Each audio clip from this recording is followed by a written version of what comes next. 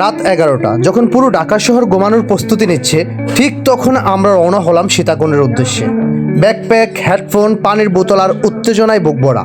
একটা রাত আর একটা পুরো দিন কাটাতে যাচ্ছি প্রকৃতির মাঝে। লেটস গো উইথ আস।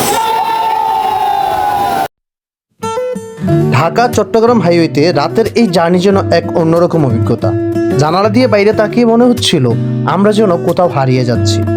গাড়িতে চলছিল গান, এক পাশে কেউ ঘুমাচ্ছিল আর অন্য পাশে কেউ কেউ গল্পে মেতেছিল। ভোর 5টায় পৌঁছলাম চন্দ্রনাথ পাহাড়ের নিচে।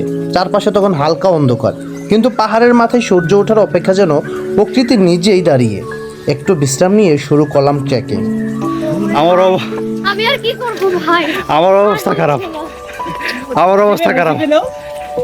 Hi hello guys. হাই সাপু, কেমন অনুভূতি? অলরেডি আমি খাওয়া শুরু করে দিয়েছি।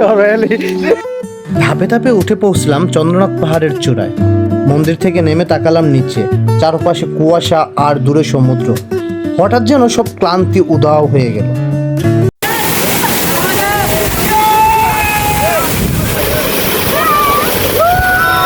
চন্দ্রনাথ পাহাড় থেকে নিচে নেমে আমরা রওনা হই সপ্তধারা ঝর্ণার দিকে। রাস্তা কিছুটা চ্যালেঞ্জিং, তবে জঙ্গলের ভেতর দিয়ে হেঁটে গিয়ে দেখা মিলল শান্ত এক ঝর্ণার। ঠান্ডা পানি, ঝরঝরে শব্দ আর একটুখানি নির্জনতা। সত্যি নামের মতো সত্যিকারের ধারা।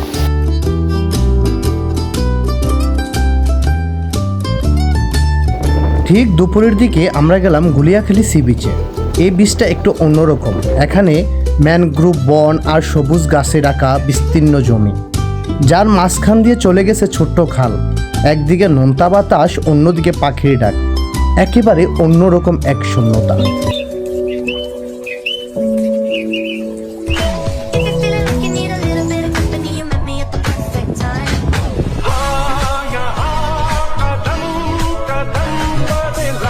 জীবনের কিছু সফর মনে থেকে যায়, কারণ সেখানে পাহাড়, সমুদ্র আর বন্ধুত্ব মিশে যায় একসাথে। সীতাকুণ্ড ট্যুর 2025।